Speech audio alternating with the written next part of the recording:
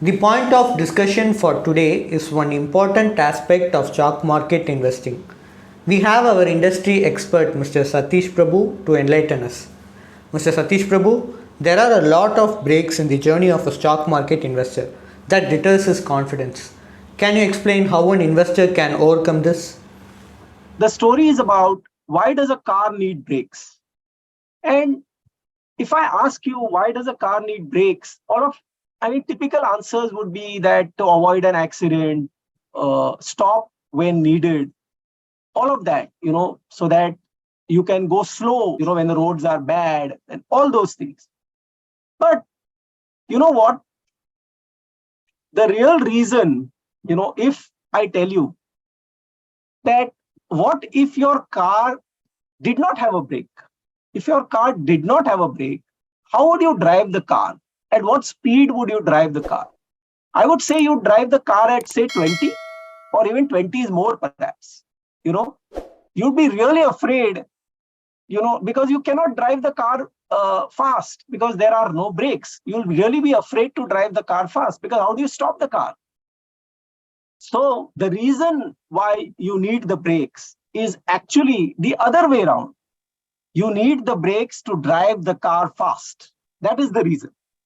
You cannot drive fast. It is not to stop the car or it is not to avoid an accident. All that is, I would say, complementary. It just comes along. But the main reason why you need a brake in a car is to drive fast. And the moment you know that your brakes are good, you will travel at 100, 150, whatever you want, because you know that if I apply the brakes, the car will stop. I don't have to worry if something comes in the way. And another good example here is that if you look at the best cars, the racer cars, the sports cars, they have the best brakes. And if you see some of them, on those Formula One circuits, they change their, tires in maybe a few seconds or 1 second, if I'm not mistaken, because they need that high a speed and they have the best brakes. They drive at 350 kilometers an hour. They need the best brakes. So when we talk about brakes, when we look at our lives as well, we had parents, we had teachers, we had advisors, we had mentors, all of them gave us those breaks in life. Maybe in school, teachers scolded us, our parents stopped us from doing the wrong things.